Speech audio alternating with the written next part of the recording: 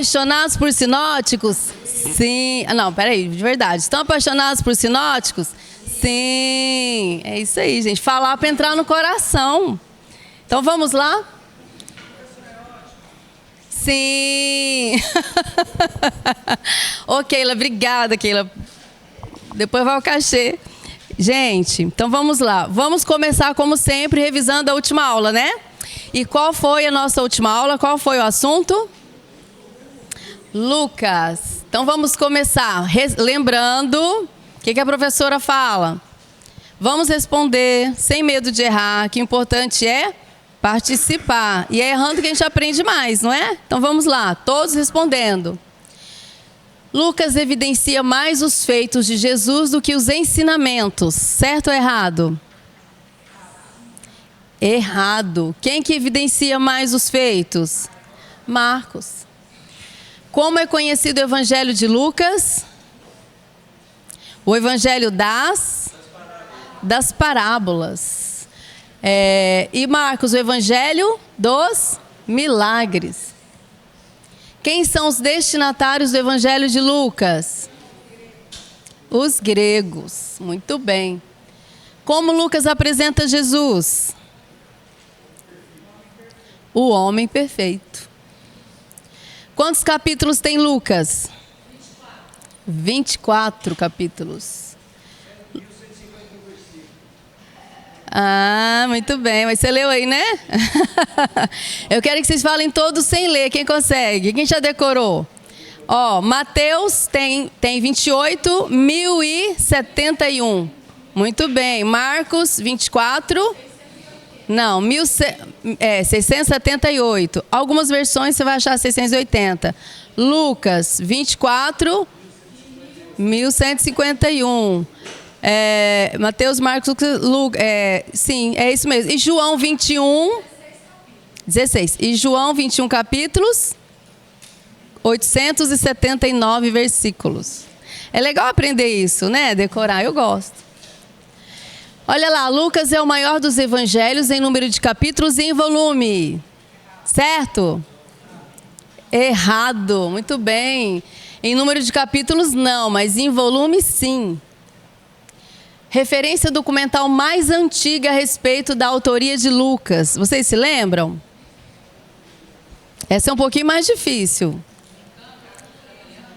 Cânone Muratoriano, 170, 180 depois de Cristo. É a referência documental mais antiga.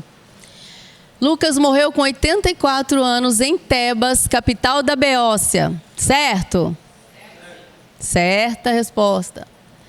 Lucas foi discípulo dos apóstolos e seguidor de Pedro. Seguidor de quem? De Paulo. Como um bom judeu estudioso, Lucas, o médico amado, é o evangelho com a escrita grega mais refinada dos evangelistas, certo? Vou perguntar de novo, certo?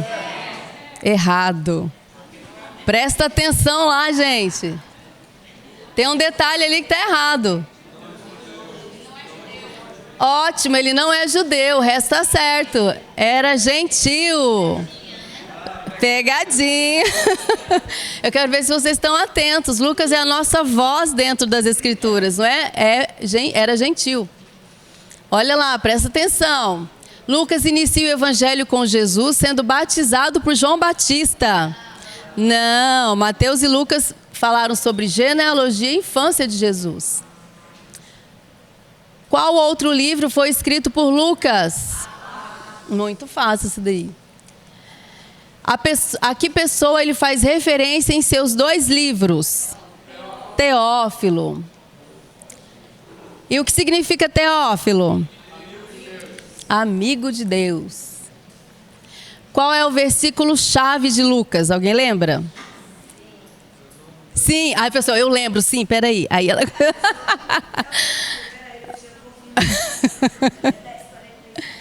que fala... Não, gente, é o versículo-chave. É o 19:10. E o que que fala? Pois o Filho do Homem veio para buscar e salvar o que estava perdido. Lucas 19:10. Qual é a porcentagem de conteúdo exclusivo de Lucas? Lembra?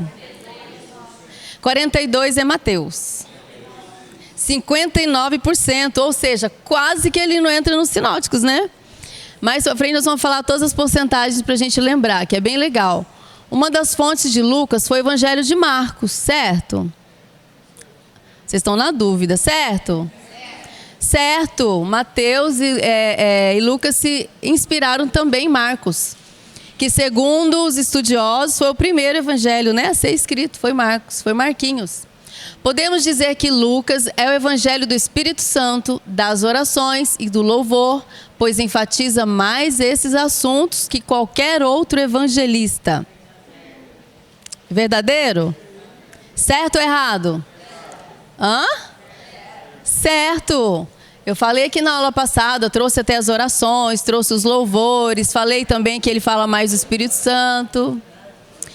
Inspirados pelo Espírito Santo, quem são os autores dos 4 cânticos lá de Lucas? Vocês lembram? Maria, mãe de Jesus.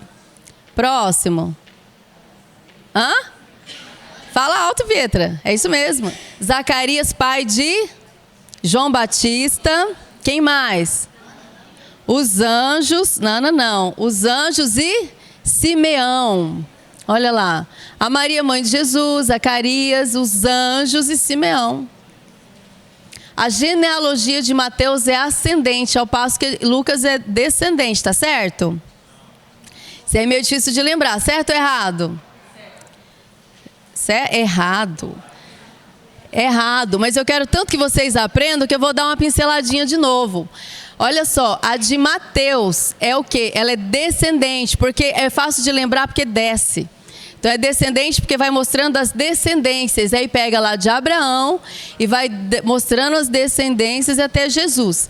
E por que que Lucas é ascendente? Que mostra os ascendentes. Lucas, ele começa com Jesus e ele vai ascendendo até Adão. Por isso descendente e ascendente. Qual é a profecia mais importante para o nosso tempo relatada nos 4 evangelhos? A volta do nosso Salvador. Essa é a profecia que a gente aguarda. Então vamos começar agora a nossa aula número 5. Quinta e última, fala. Quinta e última aula, gente. Eu também estou sofrendo muito, porque foi muito bom. Tá, ó, ele vai até sair, porque ele não está aguentando esse amor todo da gente. Ele não está se aguentando que a gente está se amando, gente. Mas é assim mesmo. Então vamos lá. Então tá, a primeira aula eu trouxe para nós uma visão assim panorâmica da Bíblia toda, lembra? Aí fui descendo com o aviãozinho, aí mostrei os evangelhos. Aí desci mais um pouco e mostrei os sinóticos. A segunda aula foi Mateus. A outra foi Marcos e a outra Lucas. E hoje, a nossa última aula, nós vamos falar sobre curiosidades, diferenças e semelhanças dos sinóticos, tá bom? Um detalhe importante que para hoje vocês não precisam fazer o resumo e me entregar. Se quiserem, tá vibrando, né, Arthur? Parece que eu não estou vendo aqui. Deixa você, daqui a pouco você vai apresentar Lucas. Não, vocês, é Marcos, né? É Marquinhos. Então... Não precisa fazer hoje o resumo, tá? Eu vou ter que beber um pouquinho de água que eu ainda estou um pouco gripada. Peraí. Tá falhando a voz.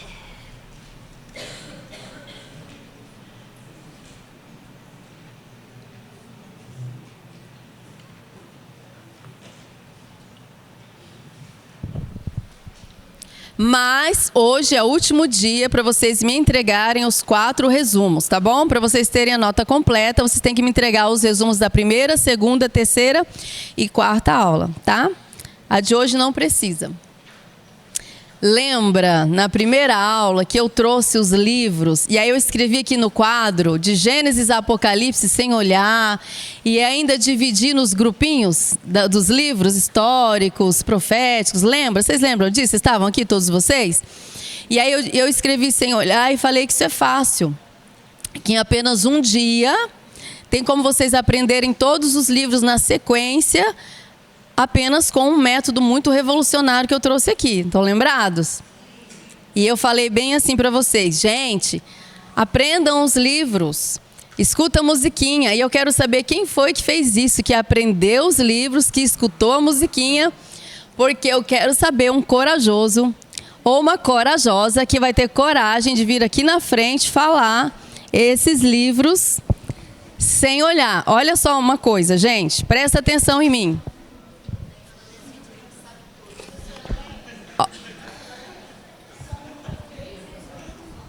São 4 aulas, 4 resumos.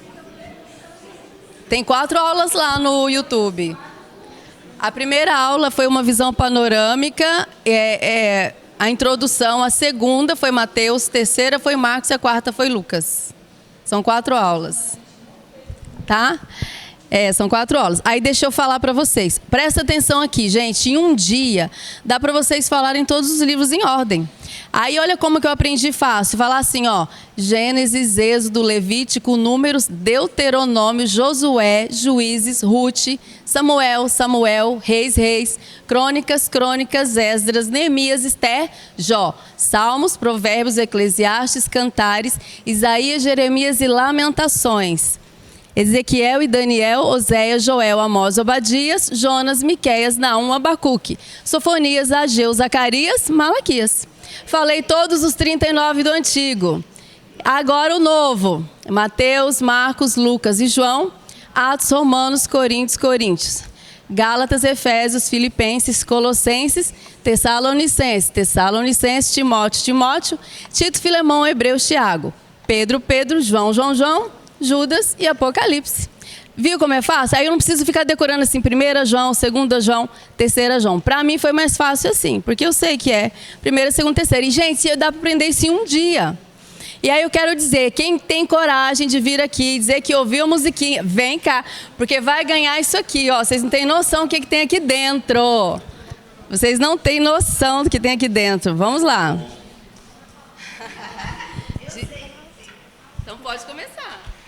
Gênesis, Êxodo, Levítico, Números, Deuteronômio, Josué, Juízes, Rute, Samuel, Reis, Crônicas, Esdras, Neemias, Ester, Jó, Salmos, Provérbios, Eclesiastes, Cantares, Isaías, Jeremias, Lamentações, Ezequiel, Daniel, Oséias, Joel, Amós, Obadias, Jonas, Miqueias, Naum, Abacuque, Sofonias, Ageu, Zacarias, Malaquias.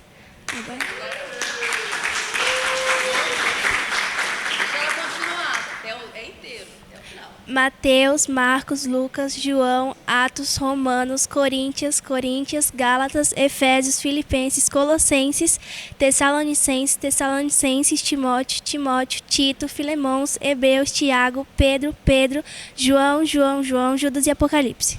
Parabéns, palmas para elas, gente. Viu só como é possível? Falei, gente, eu dei a diquinha para vocês, aprendam. Foi uma dica assim, eu fiz aquele olhar, tipo assim, ó, vai ter uma surpresa. E qual é o seu nome? A Mônica ganhou. Abre, Mônica, mostra o que você ganhou. Puxa lá assim. Olha só, a Mônica prestou atenção no que eu falei. Ela usou o método revolucionário e ela aprendeu. Mostra aí, Mônica. R$200. Palmas para a Mônica. Obrigada, Mônica, parabéns. Continua assim, bem merecido. Parabéns. Vamos continuar então? Método revolucionário. Me pediram tanto, Léa, traz esse método revolucionário que você acabou de falar e tudo sem olhar. A Mônica também acabou de falar tudo sem olhar. Eu quero aprender. Vamos lá, cantar todo mundo junto. O método revolucionário. Vamos lá. É para cantar, tá? Eu quero ouvir. Vou mandar no grupo. Olha lá, gente.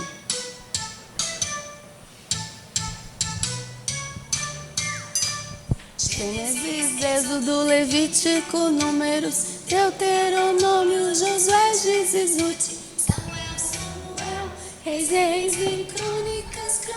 Ah, aqui tá vendo esse bem.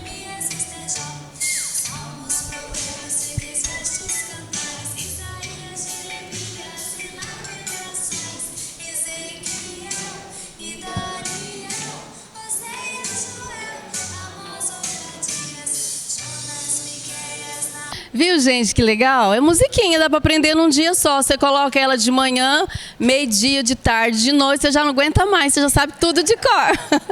E eu ensinei a Liza na época, tinha 6 aninhos, aí o Marcelo viu que eu e ela sabia, ele falou assim, não é possível, eu também vou aprender. E ele aprendeu também, foi ouvir a musiquinha. Então, assim, é muito fácil, você consegue aprender, é muito estimulante, né? Quer falar, Ana?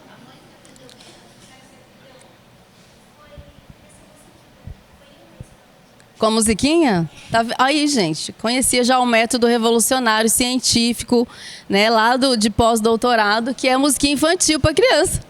É simples demais quando a gente quer aprender, né?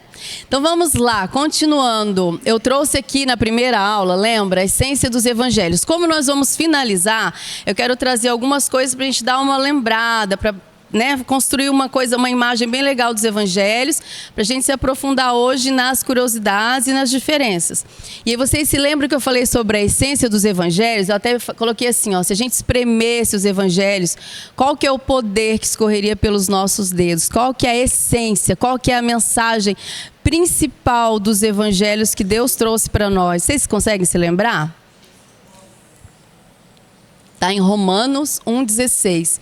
O Evangelho é o poder de Deus para a salvação de todo aquele que crê.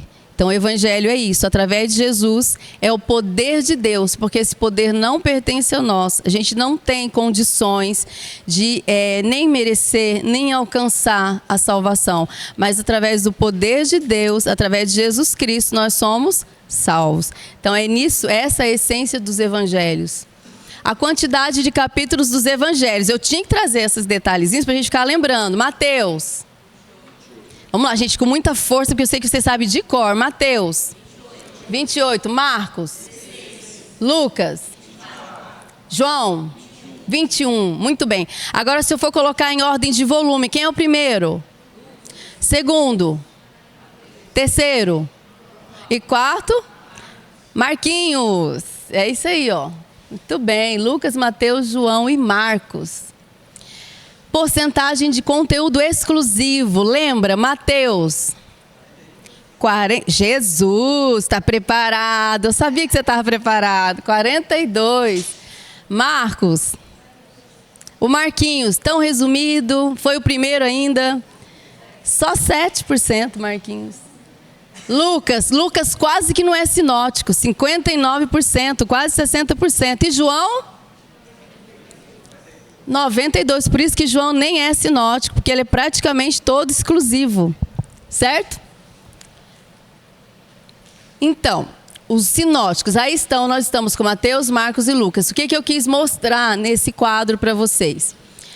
Aí eu coloquei as principais histórias, e todos eles contam essas principais histórias, inclusive na mesma ordem, de uma forma muito parecida e na mesma ordem, na mesma sequência. Vocês podem ver lá pelos capítulos, que é na sequência de cada livro. Inclusive tem muito mais assuntos parecidos, tem versículos praticamente idênticos, tem parábolas que são repetidas nos 3 evangelhos, porque para vocês terem essa noção de que os sinóticos têm muita semelhança nas histórias e também na sequência delas. Por isso que são sinóticos, porque realmente são muito parecidos. E a intenção dos evangelistas, Mateus escreveu para... Não, gente, essa vocês sabem, pelo amor. Vamos lá, de novo. Mateus escreveu para os judeus. E ele mostrou Jesus como o Messias. E Marcos para os romanos. Mostrou Jesus como servo sofredor. E Lucas para os gregos. E mostrou Jesus como o homem perfeito. Podem tirar foto para vocês estudarem bastante e lembrar para sempre isso aí. Os evangelistas escreveram sobre o cumprimento da primeira grande profecia. Eu trouxe até para vocês a notícia mais importante da humanidade depois da queda do homem. Foi sobre isso que os evangelistas escreveram. E qual é essa profecia, gente? O nascimento de Jesus, o nascimento do nosso Salvador. Esse é o foco, esse é o assunto-alvo, o assunto principal dos 4 evangelhos. Trazer o cumprimento da grande profecia que é o nascimento de Jesus. Porém, eles deixaram uma outra profecia, que é para se cumprir no nosso tempo. Que profecia é essa? A volta de Jesus. Aí, mas você fala assim, Leia, mas e minha avó que já morreu, e se eu morrer ele não voltar, não vai ser no meu tempo? Claro que vai. Porque quando vocês partirem, se Jesus não voltou ainda, para você já voltou. Para sua avó, para sua bisavó, já voltou. Então, assim, depois que Jesus subiu aos céus, aqueles que estavam aqui na terra aguardavam essa profecia. Né? Então, assim, mas vão ficar... Se eu acredito que quando eles morrem, ficam dormindo, esperando. Mas, gente, é num piscar de olhos. Quem está dormindo não sabe que está dormindo, não é? Quem já passou por uma cirurgia aqui que apaga, que é completamente apagado? Eu já passei por 2. Aí eles falam assim, Leia, conta até 10. Aí eu começo, 1, 2. Aí quando eu estou terminando de contar, eles mandam eu acordar que acabou. Eu falei, mas eu não acabei de contar ainda. Mas aconteceu a cirurgia. É que você não vê, é um piscar de olhos. Então, assim, quem está dormindo, piscou o olho e acorda, Jesus está voltando.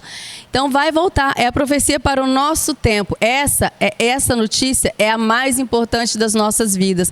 Que nós devemos aguardar e esperar o nosso Salvador munidos de... O que as virgens tinham que ter? Munidos de óleo, de azeite, do Espírito Santo.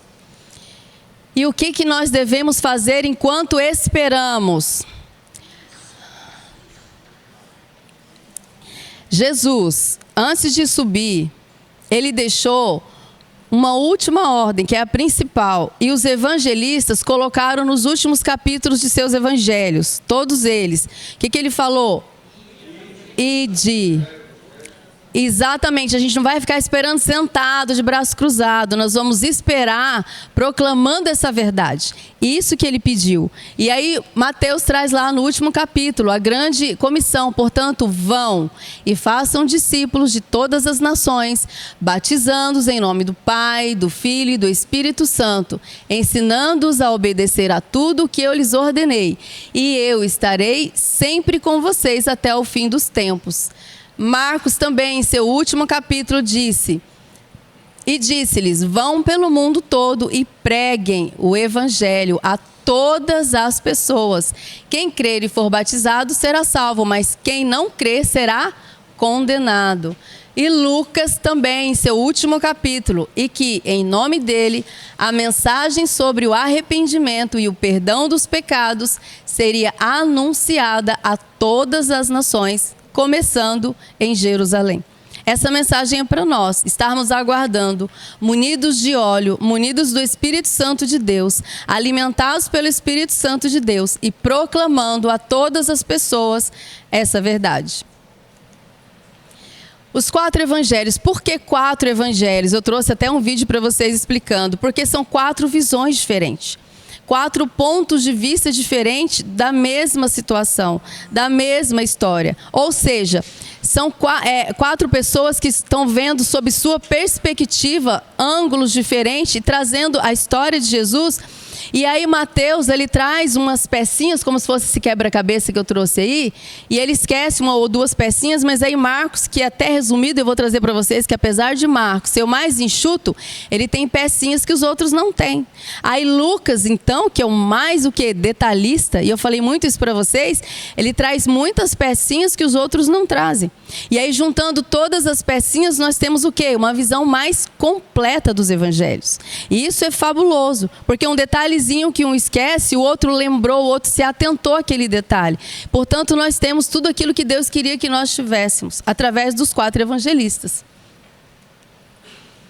Muitas vezes a informação de um evangelho ajuda a compreender o outro. Foi o que eu acabei de falar, uma pecinha que um não traz, o outro traz, e nós conseguimos entender uma mensagem que ficou, às vezes, um pouco incompleta. E um exemplo disso que eu trouxe para vocês é que quando Jesus, diante do Sinédrio, olha só, foi quando o sumo sacerdote rasgou as próprias vestes e disse, blasfemou. Por que precisamos de mais testemunhas? Vocês acabaram de ouvir a blasfêmia. Que acham? É réu de morte, responderam eles. Então, alguns lhes cuspiram o rosto e lhe deram murros. Outros lhe davam tapas e diziam, profetize-nos, Cristo. Quem foi que lhe bateu? Faz algum sentido para você? Eles ficarem batendo em Jesus, dando murro e mandando ele profetizar? Uai, profetizar o quê? Você está aí me batendo? É só falar que é você, não é? Porque Mateus não trouxe uma pecinha que Marcos trouxe. Olha Marcos, gente. Marcos, apesar dele ser o mais enxutinho, tem pecinhas que Mateus não tem. Lucas também traz esse detalhe. E olha só. Então o sumo sacerdote rasgou as vestes e disse: que necessidade temos de outras testemunhas?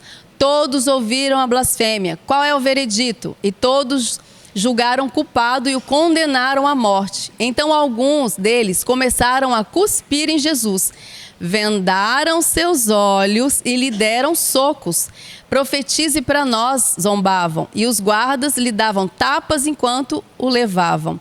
Entenderam? Por que profetize? Então Marcos e Lucas trazem essa informação que Mateus não traz. Eles estão pedindo para profetizar, zombando de Jesus, porque eles vendaram os olhos de Jesus e depois começaram a bater nele. Então é isso. Uma pecinha que Mateus não trouxe, uma visão que Mateus, ou ele não se atentou ou ele esqueceu, os outros dois evangelistas trouxeram. Por isso é que com os quatro evangelistas, nós temos uma visão mais completa daquilo que aconteceu. Existem erros e contradições na Bíblia, gente? Será que existem? Eu trouxe alguns trechos aqui para mostrar algumas diferenças que são muito debatidas em alguns estudos, até na própria internet, alguns estudiosos. Os ateus de plantão ficam alvoroçados, né? Porque, tem erro na Bíblia, mas vamos estudar cada um deles. Não todos, não dá tempo nossa aula. Hoje eu quis trazer até bem mais conteúdo, mas eu pensei, eu tenho um vídeo fabuloso, que eu vou passar daqui a pouco, e eu tenho a apresentação, que eu não esqueci, né? Não esqueci, nós temos a apresentação, então eu tenho que dar uma corridinha hoje. Então tá, vamos lá. A primeira delas, aparente contradição, incongruência, erros, defeitos da Bíblia, é sobre a morte de Judas. Prestem atenção. Em Mateus 27, de 3 a 5... traz a seguinte informação sobre a morte de Judas Iscariotes, que foi o traidor. Lá no versículo 5 fala assim: e ele, atirando para o templo as moedas de prata, retirou-se e foi enforcar-se. Que ele foi lá com os sumos sacerdotes querendo devolver. Eles não aceitaram. Ele jogou no templo, segundo essa informação de Mateus, e foi enforcar-se, tá? Foi lá na árvorezinha enforcar. Marcos não menciona a morte de Judas. E já Lucas menciona em Atos. Ele não menciona no livro de Lucas, mas em Atos. E ele diz assim: precipitando-se, rebentou pelo meio e todas as suas entranhas se derramaram. Ou seja, Lucas diz que ele caiu no precipício ou caiu num lugar meio íngreme e ele caiu e se arrebentou no meio o corpo dele. Então, nós ficamos na dúvida: ele morreu enforcado ou morreu todo destruído porque caiu? É muito diferente, não é? Então, assim, nós temos algumas teorias a respeito disso, de alguns estudiosos. Eu trouxe duas para vocês entenderem. Presta atenção na arvorezinha lá. A primeira delas. A árvore foi lá para o precipício. Ou seja, a primeira teoria é que ele enforcou-se em um terreno precipitado. Ou seja, ele foi lá, realmente concluiu o que ele queria, colocou a corda no pescoço, numa árvore. Aí a corda poderia estar podre, né? Apodrecida, e o galho muito fino, aí morto já, ou até com o corpo apodrecido, ou vivo, despencou lá de baixo, porque ou a corda arrebentou, ou o galho quebrou, e ele caiu e o corpo dele se espedaçou e as entranhas para fora. Essa é uma teoria, tá? É uma explicação para isso daí, para essa diferença de texto dos dois evangelhos. A outra é que Mateus ele mostra a intenção e Lucas o que de fato aconteceu. Ou seja, eu trouxe ali a versão Almeida corrigida fiel. E diz que ele retirou-se para se enforcar, mas não diz que ele se enforcou. Mas e se você for ler algumas outras traduções, diz que ele foi e enforcou-se mesmo, tá? E o que está dizendo nessa teoria? Que teve a intenção de se enforcar, mas não aconteceu. Ou seja, ele poderia estar indo realmente querer fazer isso, estava muito abalado com o que ele fez e por algum motivo ele caiu antes de concluir a sua missão e num lugar precipitado, cheio de pedras pontiagudas, não sei, e ele caiu e o corpo dele se partiu e saiu as entranhas para fora. Então essa é uma teoria, que realmente a intenção dele era se enforcar, mas ele não conseguiu e caiu, então essa daí a diferença, é assim que alguns estudiosos explicam. Mas, gente, isso muda alguma coisa? É um detalhe. Detalhe de testemunha é assim, às vezes, tem alguma coisinha que passa despercebido. De repente, ele comentou com alguém, eu vou me enforcar, eu tô com remorso, eu traí o mestre. Ele parece que caiu a ficha de Judas, né? Caiu a ficha. Eu vejo até a misericórdia de Deus, que ele quis se enforcar, mas nem conseguiu, morreu antes, caiu. Eu vejo isso como misericórdia de Deus, porque ele não se matou. Não sei o que é, mas na Bíblia temos essa diferença na morte de Judas Iscariotes. Outro detalhe, lembra que a gente falou na aula passada, acho que até a Bruna trouxe, né? Mas num livro de Marcos está falando 3 mulheres, mas lá em Lucas está falando outra, diferente. Então nós vamos entender essa diferença.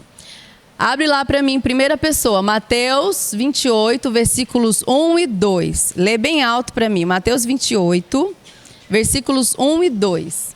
As mulheres lá no túmulo de Jesus.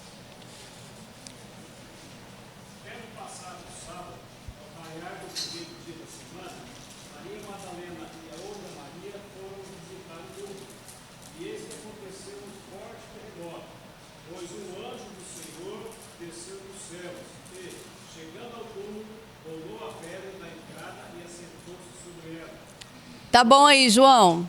João, quem foi aí? Quem foi que estava lá? Qual mulher? Maria Madalena e outra Maria. Quantos anjos apareceu para ela? Você acabou de ler. 1 ou 2?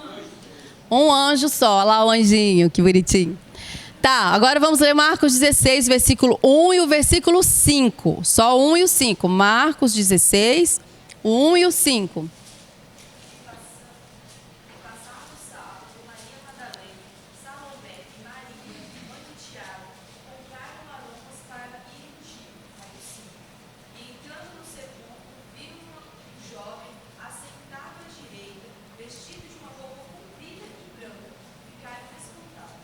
Quais foram, quem estava lá? Segundo Marcos. E Maria, mãe de Tiago. E quantos anjos apareceu para elas? Só um anjinho também.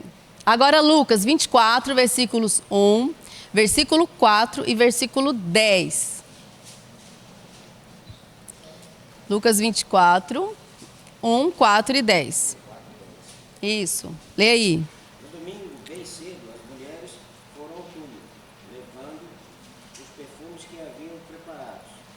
4. Não sabiam o que pensar. De repente,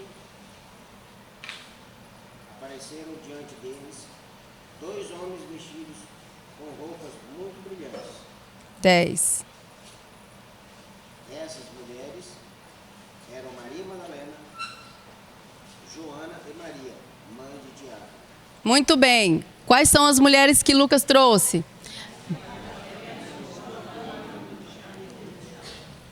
Tem um detalhe aí que você termina de ler aí. No 10. Estas e outras mulheres. E outras. Isso, só isso mesmo. Estas e outras mulheres. Quantos anjos? 2 anjinhos. João 20, versículo 1 e o versículo 12. No primeiro dia da semana, Maria Madalena foi ao sepulcro de madrugada, sendo ainda escuro. E viu a pedra tirada do sepulcro. Versículo 12.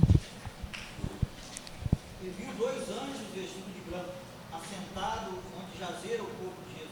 Muito bem, Jesus. Até aí tá bom. Ótimo. Jesus, quais são as mulheres lá de João? Só Maria Madalena. Quantos anjos? 2. Perfeito. Olha só. Segundo a visão desses evangelistas, tem algumas mulheres, segundo Mateus, Maria Madalena e outra Maria, que não sabe qual é. Já Marcos fala que é Maria Madalena, Salomé, Maria mãe de Tiago. Aí Lucas, que é o mais detalhista, traz Maria Madalena, Joana, Maria mãe de Tiago e outras mulheres. E João traz Maria Madalena. Uns viu que era um anjo só, outros 2. Gente, sabe o que eu olho? Olhando para esse quadro, o que eu enxergo? Eu enxergo que tem gente que é mais detalhista e tem gente que lembra de uma pessoa só. Como ali Lucas, que é o mais detalhista, sempre vou falar isso para vocês, mais minucioso, pesquisador, historiador, ele disse para nós que estava Maria Madalena, estava Joana, Maria mãe de Tiago e tinha outras mulheres. Os outros não falaram que tinha outras mulheres. Ou seja, estava lá Salomé também, que foi trazida por Marcos. Salomé também estava lá. Então, assim, não tem erro aí. Tem que um traz uma notícia mais completa e outro traz uma coisa assim, Maria Madalena estava lá. Entenderam? Enquanto o João está falando só de Maria Madalena, ali em Lucas dá a probabilidade de ter mais de 5 mulheres. Exatamente. Maria Madalena, Joana, 2, Maria Mãe de Jesus, 3 e outras mulheres. Então já passa de 4 a 5 ou 6. Não chega a ser uma... Pode falar. O nosso processo atencional, a gente retém aquilo que a gente presta atenção. Aquilo que te chama atenção. Tem várias coisas no ambiente, só que a gente não consegue reter tudo. Exatamente. Vai focar em algumas coisas, aquilo a gente retém. O que retém fica na nossa memória. Então, possivelmente foi esse processo. Então, nós percebemos que isso daí não contradiz em nada, não traz falta de credibilidade na Bíblia em nada. Muito pelo contrário, gente. São fatos reais, não são pessoas que foram no papelzinho e copiaram tudo igual. Elas falaram o que viram. E óbvio que, como o Eric falou, para mim chama mais atenção um detalhe. Para outra pessoa chama outro detalhe. Tem gente que é mais detalhista e pesquisa com mais pessoas, e o outro ele foi no que ele lembrou, foi numa informação só. Então, assim, não tem nada se contradizendo. O que está dizendo aqui é que uns trouxeram mais informações que outros não trouxeram. Provavelmente o outro anjinho estava meio quietinho lá e a pessoa só falou de um, mas tinha 2. Talvez tinha até mais, não é? Então é isso daí. Perfeito. Em relatos de testemunhas não existe perfeição. Não existe. Não são robôs. Não é máquina fotográfica. São testemunhas. São pessoas. Existe o quê? Pontos em comum. Isso que existe. Nós vamos trazer aqui opinião de especialistas e vocês vão entender isso daí. Que realmente em relatos de testemunhas oculares não existe perfeição. Outro ponto. Olha só, eu trouxe aqui o texto dos 2 cegos que foram curados lá nas proximidades de Jericó. E vamos notar que as pessoas frisam muito nisso. Que tem diferença. Mas, gente, presta atenção nisso aqui. Eu coloquei os 3 textos para vocês observarem. Nós não vamos ler tudo, não. Vamos trazer só agora as 2 divergências. Digamos assim. Primeiro, em Mateus está dizendo que Jesus estava saindo de Jericó. Em Lucas, que ele estava chegando em Jericó. E em Marcos, que ele estava saindo de Jericó. Eu não estava chegando, eu estava saindo. É diferente, está contradizendo. Gente, não, é só isso. Outro ponto. Mateus fala que eram 2 cegos. Lucas fala que era um cego. E Marcos também um cego. Gente, olha o Marquinhos. Resumidinho. Mas dessa vez ele trouxe mais pecinhas. Marquinhos aqui ele foi mais detalhista. Ele trouxe o nome do cego e o nome do pai do cego. Então nós vemos aí que são questão de informações, de detalhes que passou despercebido para um e para outro não. E nós olhamos essa divergência, daí isso não é nada. Estava entrando, estava saindo de Jericó, isso é um detalhe que passou despercebido, isso não traz mudança. Mas eu fiz questão de trazer que esses 3 evangelistas trouxeram muito mais pontos em comum em seus textos. Presta atenção. Sentados à beira do caminho, Mateus lembrou. Lucas também, sentada à beira do caminho. Lucas tinha essa informação que ele estava sentado à beira do caminho. E Marcos, sentado à beira do caminho, lembrou também. Outra informação, que o cego gritou, Senhor, filho de Davi, essa observação, filho de Davi, tenha pena de nós, os cegos. Lá em Lucas, Jesus, filho de Davi, tenha pena de mim. Lá em Marcos, Jesus, filho de Davi, tenha pena de mim. Os 3 mencionaram isso, olha a riqueza de detalhes. De novo, a multidão os repreendeu e mandou que calassem a boca. Lucas também trouxe. As pessoas que iam na frente o repreenderam e mandaram que calassem a boca. Marcos, muitas pessoas o repreenderam e mandaram que calassem a boca. Outro ponto, Jesus, repetiu de novo o cego. Jesus, filho de Davi, tenha pena de mim. Lá em Lucas repetiu também, filho de Davi, tenha pena de mim. Lá em Marcos, filho de Davi, tenha pena de mim. Mais coisas. O que quer que eu faça? Jesus perguntou. Lá em Lucas, o que quer que eu faça? De novo, o que quer que eu faça? Senhor, queremos poder enxergar. Senhor, eu quero ver de novo. Mestre, eu quero ver de novo. E por fim, olha o detalhe. No mesmo instante, eles foram curados e seguiram Jesus. Mateus trouxe essa informação. Lucas também, que ele foi curado, deu glória a Deus e seguiu Jesus. E Marcos também. No mesmo instante, Bartimeu começou a ver de novo e foi seguindo Jesus pelo caminho. Fala.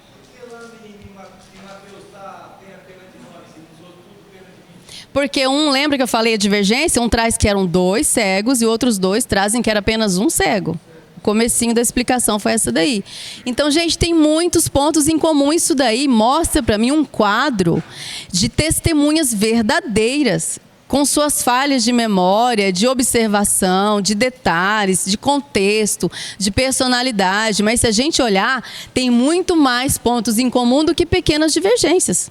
Absolutamente natural, fala, doutor. Historiadores que Herodes fez uma nova Jericó como uma cidade veraneio. Então havia Jericó velha e havia nova Jericó feita por Herodes, né, mais no sul. Então Jesus estava saindo de uma e chegando na outra. Exatamente, tem isso aí também. Entenderam? Tem dúvida aqui? A Bíblia tem divergência? Não. Sermão da montanha ou da planície? Temos essa outra dúvida também. Lá em Mateus diz que Jesus subiu ao monte e pregou o sermão da montanha, ou seja, as bem-aventuranças. Porém, Lucas diz que ele desceu do monte e em uma superfície plana ele pregou as bem-aventuranças. Olha lá em Mateus, quando Jesus viu aquelas multidões, subiu ao monte e sentou-se. Os seus discípulos chegaram perto dele e ele começou a ensiná-los. Em Lucas, Jesus desceu do monte com eles e parou com muitos de seus seguidores num lugar plano. Uma grande multidão estava ali. Era gente de toda a Judéia, de Jerusalém e das cidades de Tiro e Sidom, que ficam na beira do mar. O que os estudiosos dizem? Pode ser momentos diferentes. Porque Jesus, ele deu o Sermão da Montanha, são ensinamentos muito parecidos. Aquelas bem-aventuranças que eu trouxe para vocês, acho que na segunda aula, quando eu falei de Mateus, que lá no versículo 5, 6 e 7 traz as bem-aventuranças. Então, assim, se você for olhar em Lucas, os ensinamentos são muito parecidos. Mas pode ser que Jesus não ensinou numa vez só. Né? Mas como eu disse, a testemunha ela não lembra o fato assim, detalhe, foi no alto, foi quando ele desceu, ele pode ter ensinado um pouco em cima, um pouco embaixo, mas um diz que foi tudo embaixo, outro diz que foi tudo em cima. Isso não traz nenhum tipo de dúvida a respeito da confiabilidade desse acontecimento e nem da Bíblia toda e nem dos evangelhos, não é mesmo? Oi?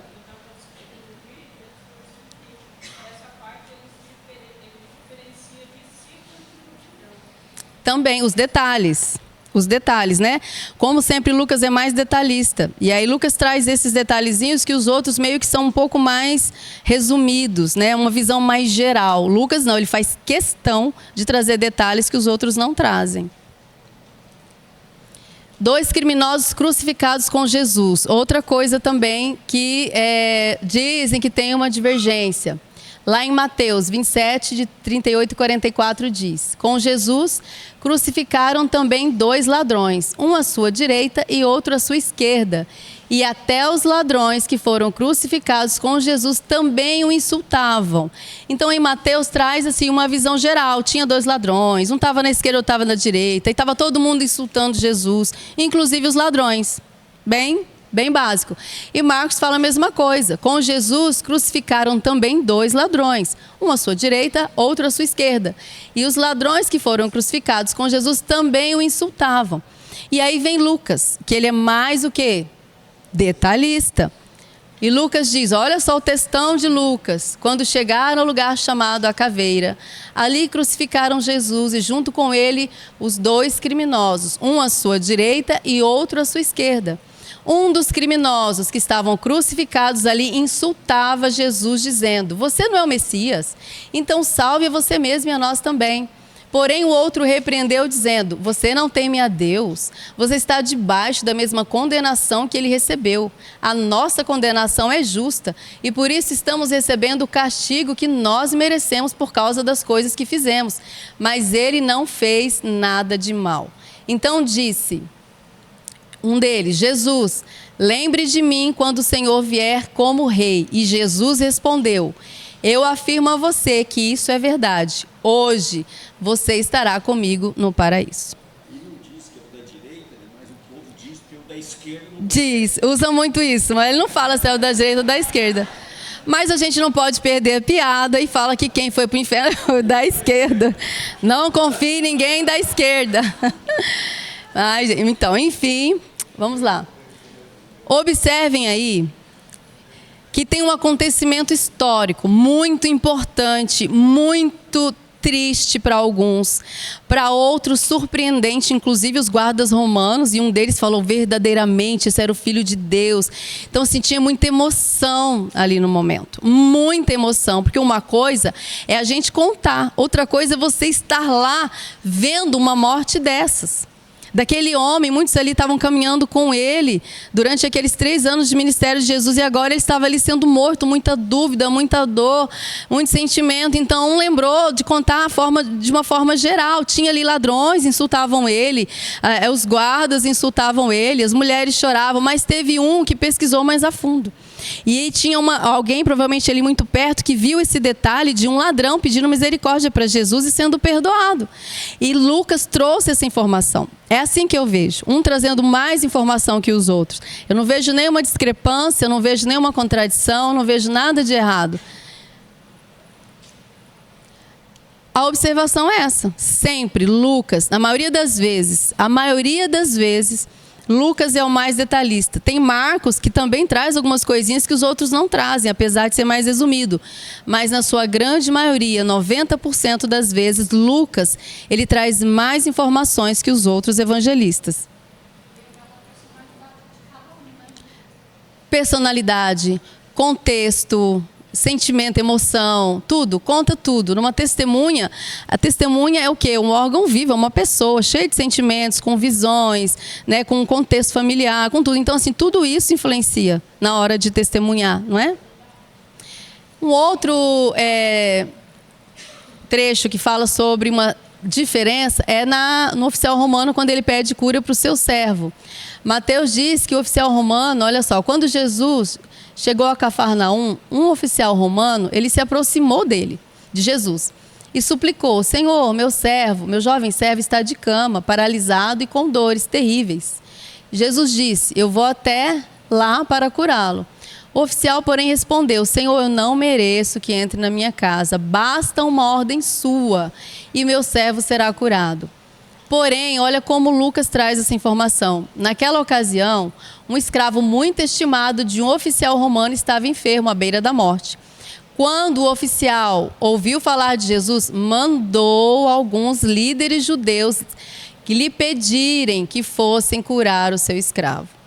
Jesus foi com eles, mas antes de chegarem à casa, o oficial mandou alguns amigos para dizer: Senhor, não se incomode em vir à minha casa, pois não sou digno de tamanha honra, não sou digno sequer de ir ao seu encontro, nem digno de ir ao encontro, olha isso. Basta uma ordem sua e meu servo será curado. Entenderam? Viram a diferença? Então, assim, em Mateus, ele foi lá para Jesus, né, o oficial romano, e pediu a cura de seu servo. Já Lucas diz que ele mandou pessoas irem. E ele disse que não era digno de Jesus ir nem na sua casa e nem de ir lá pessoalmente pedir para Jesus. Então, assim, isso é uma questão de detalhes de informação que traz, um não traz e o outro não traz. Então, você vê que todos esses textos que eu trouxe aqui não tem uma discrepância, não tem, assim, algo totalmente diferente, que contradiz. O que é contradizer? Eu falo uma coisa que sim, o outro fala que não. Né? Eu falo que aconteceu, eu falo que não aconteceu. Isso é divergência de verdade. Isso é contradição. O que nós trouxemos aqui foram diferenças de relatos, de detalhes, né? De pontos de vista. Agora, nisso aqui eu me diverti. Eu me diverti nessa genealogia. Sempre me chamou muita atenção a genealogia, principalmente a de Lucas, que vai até Adão, impressionante. Eu coloquei as duas aqui do ladinho. Olhando assim, dá a impressão que é muito parecido, mesma quantidade de nomes, mas nós já estudamos que tem diferença. Mateus, ele gosta de trazer observações sobre a mãe e tal, por isso que parece maior, mas Mateus é bem menor do que Lucas, a lista.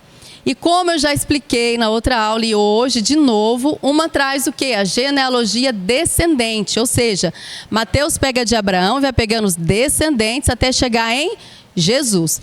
Já Lucas é ascendente, ele pega ao contrário de Jesus e volta até Adão. E como os estudiosos falam, e a gente lê e vê algumas diferenças, eu queria saber de fato, além desses detalhes de um trazer até Adão e outro até Abraão, se na lista, de fato, tem diferença de nome como falam. E eu queria saber mesmo com meus próprios olhos, eu não queria ler somente nas literaturas. Então, o que foi que eu fiz? Para eu fazer uma comparação, primeiro eu tenho que pegar os trechos de genealogia iguais, certo? Então, eu tinha que pegar também ali em Lucas só até Abraão. Porque daí eu ia fazer realmente uma comparação. Porque Mateus só trouxe até Abraão. E eu queria realmente comparar nessa mesma quantidade de gerações dos dois. E outro detalhe, para eu comparar, um é descendente, o outro é ascendente. O que eu teria que fazer? Trocar a ordem. Então, o que eu fiz? Eu peguei a lista de Lucas e eu troquei a ordem para ela ficar descendente também, para eu colocar uma do lado da outra e comparar. Aí eu fiz assim.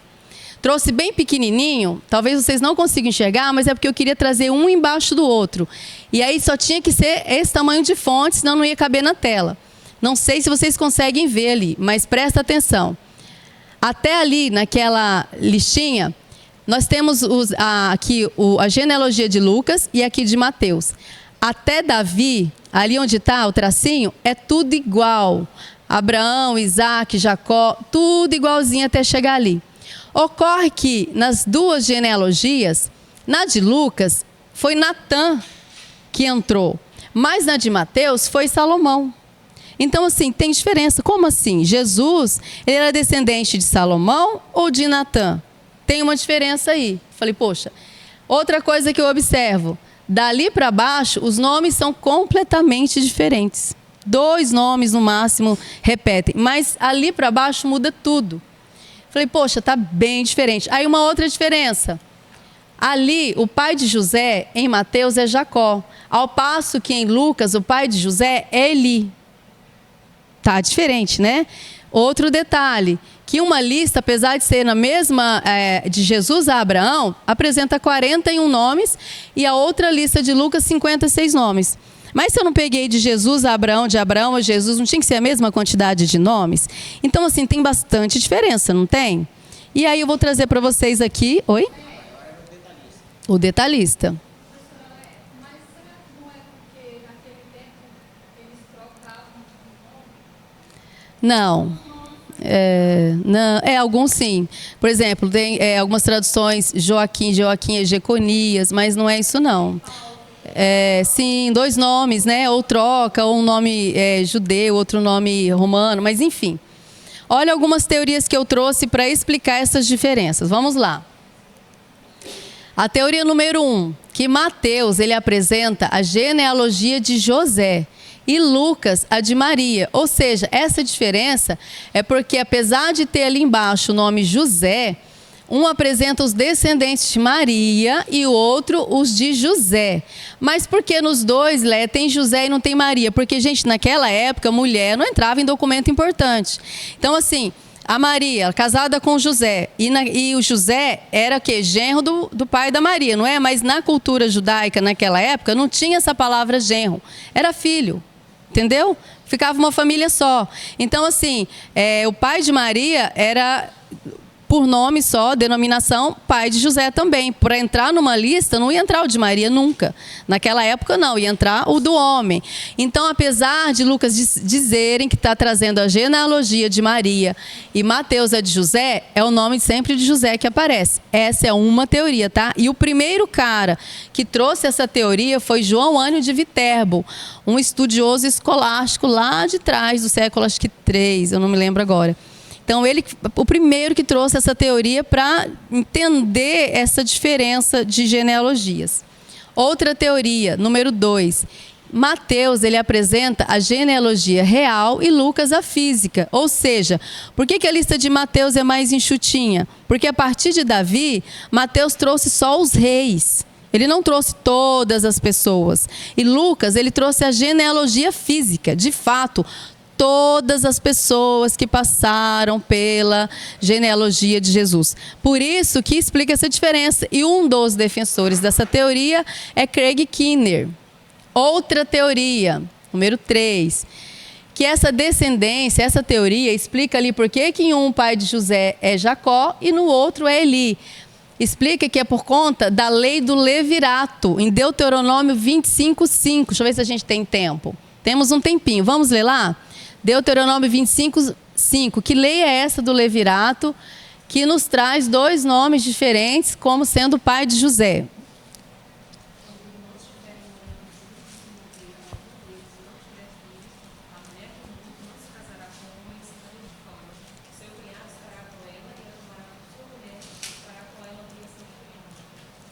Então, na lei judaica, essa lei do levirato funciona assim.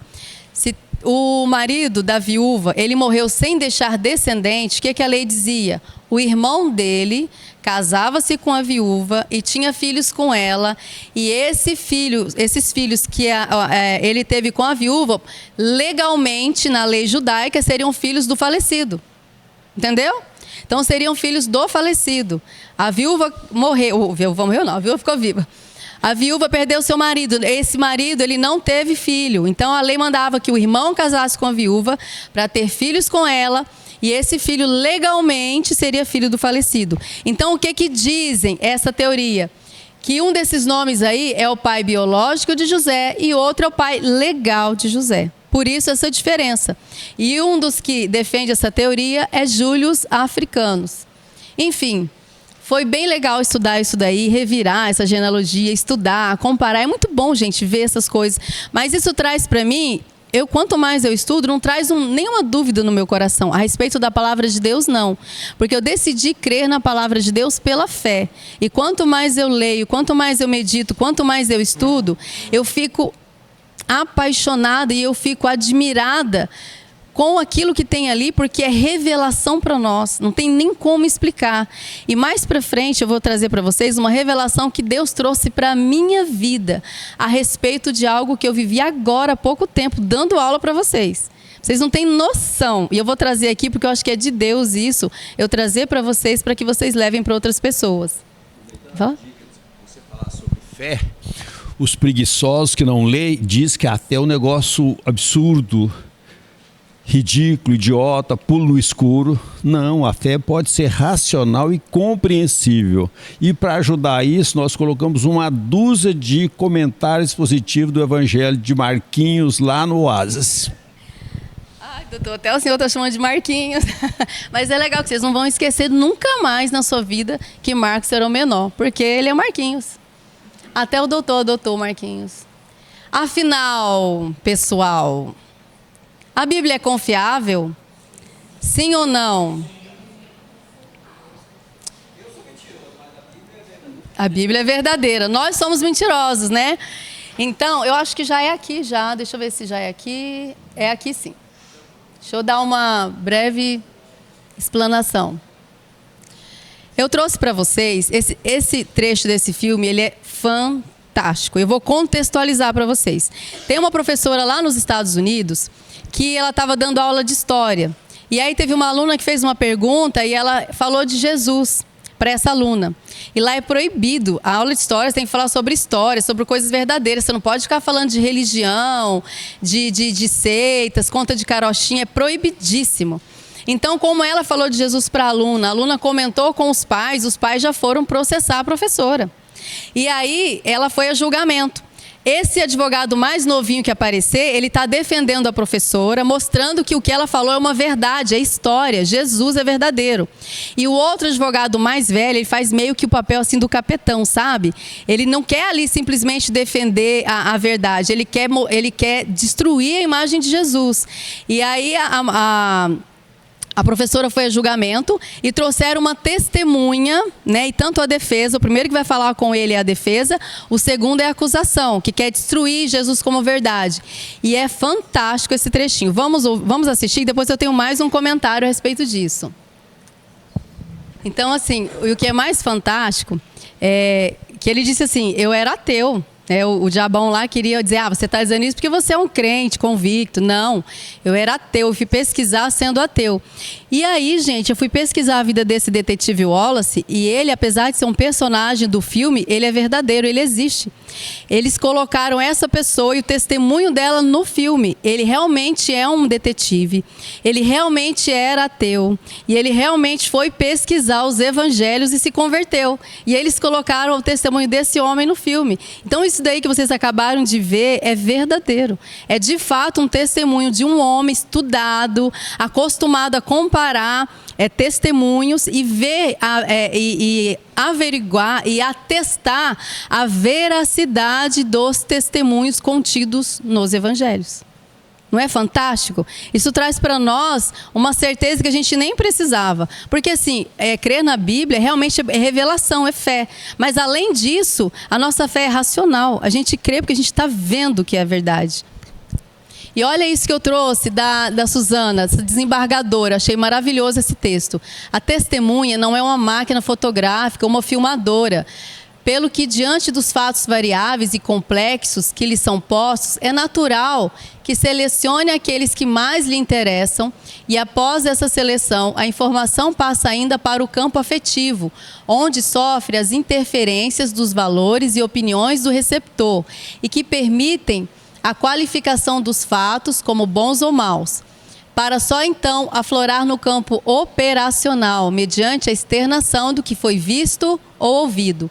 Assim, os depoimentos das testemunhas que presenciaram os mesmos fatos podem ter colorações diferentes, enfoques díspares, sem que essas discrepâncias indiquem a ocorrência de inverdades nas declarações, pois cada pessoa vê a situação sob uma perspectiva própria. Entenderam? Perfeito, né? Então, assim, não é que tem diferença, é que é assim mesmo. Porque se fosse exatamente igual, aí sim deveriam desconfiar. Como é que 3 pessoas viram exatamente igual, escreveram exatamente igual, sem nenhuma diferença? Aí era copia e cola, né? Não era testemunho, era um pouco diferente. Exatamente, exatamente.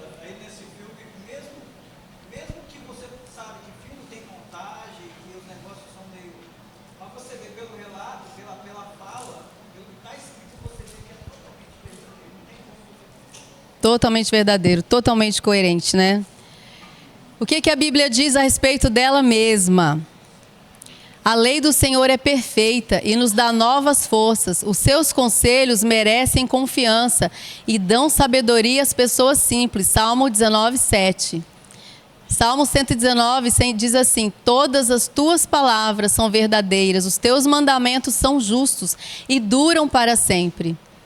E Lucas diz: o céu e a terra desaparecerão, mas as minhas palavras ficarão para sempre. E a revelação que Deus trouxe para mim foi incrível.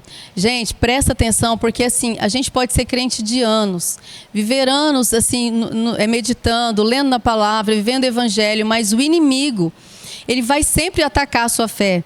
E ele vai jogar setas de incredulidade na sua mente, dependendo da circunstância que você estiver. E no nosso tempo haverá muito isso, né? O amor vai esfriar, a fé vai esfriar. E nós devemos ter esse cuidado de nos manter aquecidos na verdade. E eu, agora há pouco tempo, sofri muito com essas setas. Eu estava passando por uma circunstância na minha vida, na minha família, e aquilo trouxe para mim uma seta tão forte de incredulidade, que eu pensei, Senhor não, eu pensei assim, será que eu estou vivendo um conto de fadas? Será que Deus é coisa da minha cabeça? Será que criaram um Deus para a humanidade ser controlada de alguma forma, não se matar e ter um comportamentozinho melhor? E realmente vinha essa seta na minha cabeça, porque algo que eu estava vivendo não condizia com a palavra de Deus, mas eu guardei aquilo para mim porque ainda não tinha me derrubado, mas ela vinha de vez em quando e esses pensamentos vinham, mas eu continuei crendo, mas os pensamentos de vez em quando vinham muito fortes de novo. E eu pensei, meu Deus, e agora? Será que eu vou morrer na fé? Será que vai vir essa seta até me derrubar? E aí um belo dia eu estava sentado com uma pessoa, uma mulher, e ela não sabia dessas setas na minha cabeça. Eu não falei para ela, mas aí ela veio falar que tinha uma pessoa da família dela que estava passando por um momento de crise devido, nesse caso dessa moça, que estavam tendo pessoas que ela confiou muito caindo na fé. Igreja que ela confiou muito, sendo descobertas coisas muito podres. E ela falou para essa mulher assim: a minha fé está ficando abalada. E aí ela disse para mim assim: o que eu falei para essa moça? Eu falei assim: presta atenção, que eu vou te dizer agora.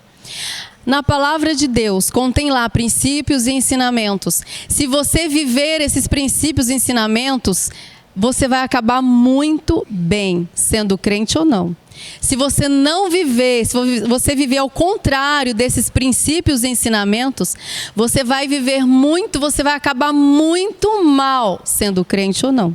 E a gente observa na nossa sociedade que, sendo crente ou não sendo crente, quem vive os princípios de Deus vive muito bem. Tem problema? Isso é um detalhe. Mas vive muito bem, dá muito certo. E quem não vive, vive muito mal e dá muito errado. E aí ela disse assim... E eu usei isso para mostrar para ela que a palavra, que Deus existe, que a palavra é verdadeira. E ela acabou aí. Naquele momento não caiu a ficha que ela estava falando para mim. Falei: que legal, você teve uma resposta muito boa. Depois, eu meditando aqui na aula, durante essa semana, isso caiu como uma bomba para mim. Eu falei: ela estava falando para mim. Era Deus falando para mim. E aí eu pensei: cara, como? Não tem como. Não tem como alguém escrever o que está escrito na Bíblia e saber exatamente como funciona a mente do homem, o corpo do homem, como funciona a terra, como funcionam os princípios, e isso cair como uma luva em nós, porque é exatamente assim. A Bíblia tem conselhos sobre tudo, sobre finanças, sobre a terra, que ela tem que descansar 7 anos. Tem conselhos sobre o seu corpo, sobre a sua mente, sobre o casamento, sobre dar melhor que receber. Hoje seria até fácil montar um manual assim, porque a gente tem pesquisa na internet, pesquisas científicas, livros, mas naquela época não tinha nem papel. Não tinha nem papel direito. Nem papel direito. Como que homens lá atrás foram escrever verdades tão profundas sobre o funcionamento do ser humano, do universo, da terra? Só quem pode ter escrito isso é quem criou todas essas coisas. É extremamente verdade que não teria como da cabeça de um ser humano escrever uma Bíblia, a nossa palavra de Deus, de uma forma tão coerente que funciona para nós, e ter essa verdade, essas informações vindo de um ser humano. Ainda mais lá atrás, 2000 anos atrás, não tem como. Somente o Criador, somente quem criou todas essas coisas, inspirou esses homens a trazer para nós esse manual.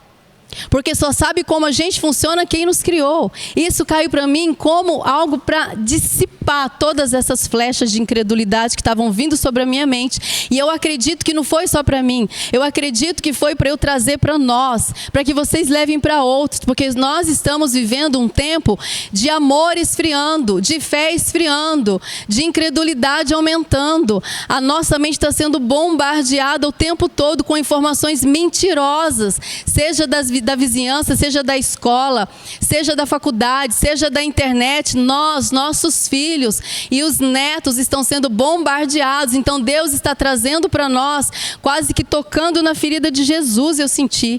Quase que eu toquei nas vestes de Jesus com essa verdade. Porque Ele quer que nós mantenhamos a nossa fé intacta nele. Acredite, a Bíblia é verdadeira. Acredite, Deus existe. Acredite, Jesus é o Filho de Deus que veio aqui nessa terra morrer por nós. E acredite ainda mais que Ele vai voltar. E nós, em nome de Jesus, vamos estar esperando por Ele, cheios do Espírito Santo de Deus. Amém? Glória a Deus.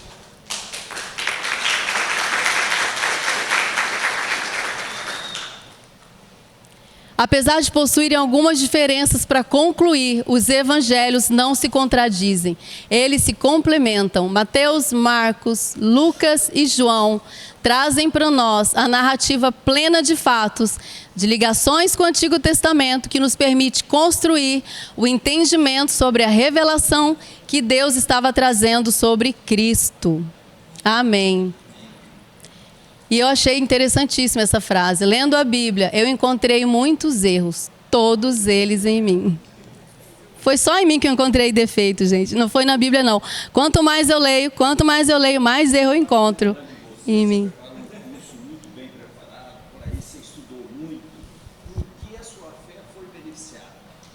Completamente. Desde quando eu comecei a ministrar na célula, a pessoa mais ministrada é aquela que ministra. Minha fé mudou quando eu decidi, quando me davam os estudos de célula. A princípio eu não queria muito, né? Porque assim, é compromisso, é estudo, é timidez. Mas a pessoa mais ministrada, quem mais cresceu durante essas ministrações na célula, aqui fui eu mesma. Porque estudar, ter revelações do Senhor para mim, isso me trouxe assim uma maturidade espiritual que eu não esperava alcançar. Mas isso não significa que posso parar hoje e morrer, né? Que posso ficar agora, já estou bem alimentada, porque nós sabemos que a carne, ela continua insistindo. Nós temos que lutar contra a carne, contra o mundo e contra Satanás. Isso só é possível se estivermos cheios do Espírito Santo de Deus. Cheios do Espírito Santo de Deus. Cheios de Bíblia, cheios da palavra, cheios de jejum, não de comida. Acabou, gente. Olha só, obrigada. Realmente, assim, foram domingos maravilhosos. Eu não sei vocês, mas eu me diverti bastante aqui. Eu adorei estar aqui com vocês todos os domingos, tá bom? E é isso aí, mas não acabou ainda. Pessoal que vai apresentar, Jesus é o primeiro. Ainda temos um tempinho para as apresentações. Pode vir, Jesus. E agora nós vamos apresentar o livro de Mateus. Não, sem café. Apresentar aqui. E olha só, esses corajosos que estão vindo aqui, já tem nota máxima, tá? Independente dos resumos, o fato de vir aqui trazer o livro, já tem nota máxima. É lá, Jesus. Não precisa. Precisa? Então vai.